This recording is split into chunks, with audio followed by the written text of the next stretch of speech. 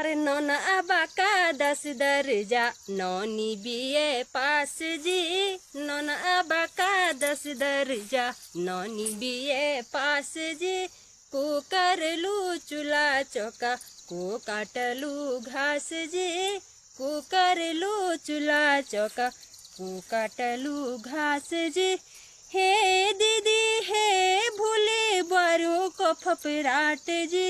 हे दीदी ये भूले बारू को फफराट जी। पुंगड़ा पाटा मलचू फूलू बारी जाई बाजार जी।